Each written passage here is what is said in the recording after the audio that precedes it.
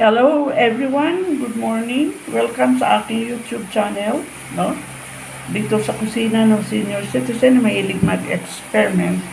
Kakaiba ang gagawin ko po ngayon. Ito po ay hindi pagkain, ito po ay white soap o sabon. Ito po ay ginawa lang namin homemade soap. Gagawa po ako ng kakaiba ngayon, hindi po ito pagkain. Ito po ay gagawin kong panglinis. Mag-experiment ako sa paggawa ng pampalinis sa aking toilet bowl, no? Sa aking toilet bowl.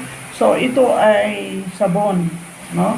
Kahit anong sabon po, pwede naman. Pwede yung binibili natin bath soap, ay pwede din po yun. So, scrape ko lang po ito para ito ay dumami at para ito ay lumambot, no?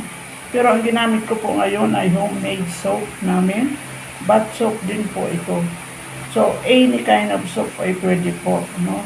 Tatlong ingredient lang po ang gagawin natin sa paggawa ng pampalinis ng ating toilet bowl o kaya yung ating iniduro, no? O kaya ng ating sasiya sa bathroom, no? Imbes na bibili tayo ay gagawa na lang po tayo. So, ang tatlong ingredient na sinasabi ko ay itong baking soda at isang klaseng toothpaste or kahit anong toothpaste ay pwede. Yung ordinary toothpaste, no, ay pwede rin po. Anything. Tatlo lang po ang ingredients na gagawin. So, ito po ay scrape ko o kaya i-grate natin yung soap. Mamaya po ay pag-aralan natin kung paano ito gawin na para kaaya-aya na para sa ating comfort room aid, no, para sa ating toilet bowl.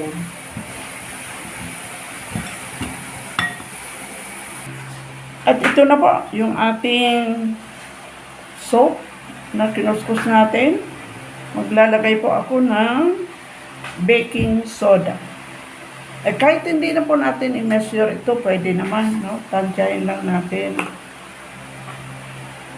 Ang baking soda po ay pwede po ito panglinis, no, ng mga ating mga gamit maliban sa nilalagay sa pagkain, no, ng mga cakes, pastries or anything, pero pwede din po yun panglinis.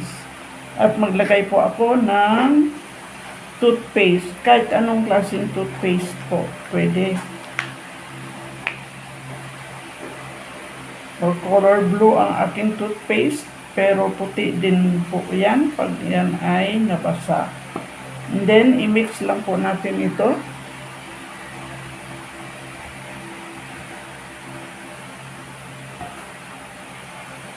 Mix, mix, mix.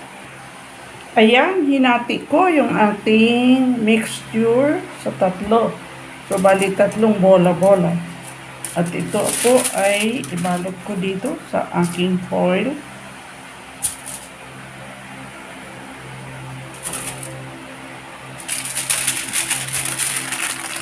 Yan, balutin ko lang po ito.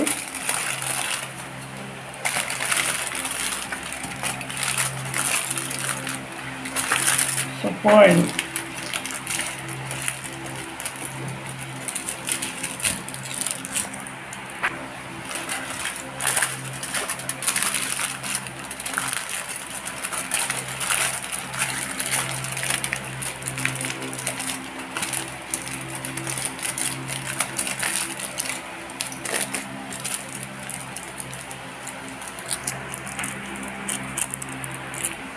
At ito na po, tatlong balls ang nagawa natin. Binalot natin sa foil, no? Butasan po natin ang bawat foil para makapasok yung water. Ayan. Gagawa tayo ng butas kabilaan.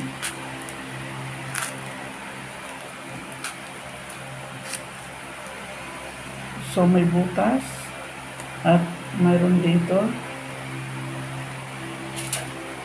So, makapasok yung water sa butas. Ganon din ang gawin natin dito.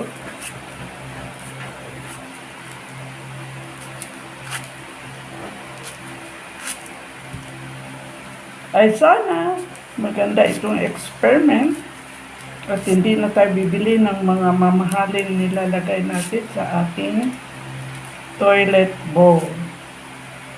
Yan. At subukan natin ilagay yung isa doon sa ating toilet.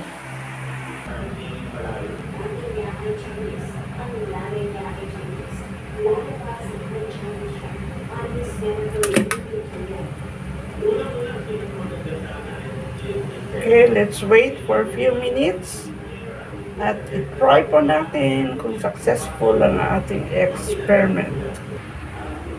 Ayan, takpan na po natin yung ating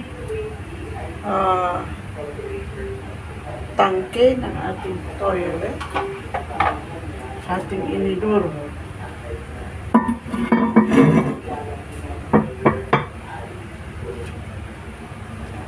At tingnan po natin, subukan natin i-flush yung ating toilet bowl.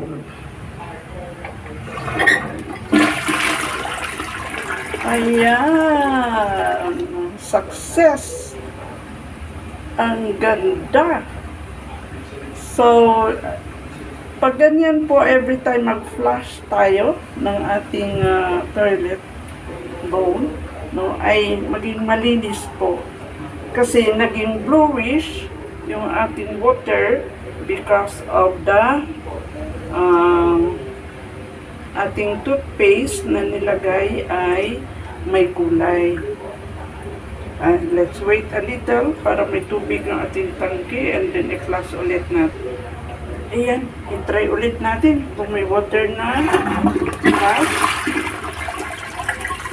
Ayan, bumubula. Success! Ang ganda! So, yan po ang ating DIY or do-it-yourself home remedy na pampalinis ng ating toilet bowl.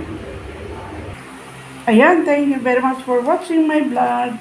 And please, sa hindi pa po nag-subscribe, paki-subscribe na aking YouTube channel. Magkakuha pa kayo dito ng mga hints o kaya mga suggestions para sa ating bahay. Thank you very much for watching. God bless us all. Bye-bye. See you in my next vlog.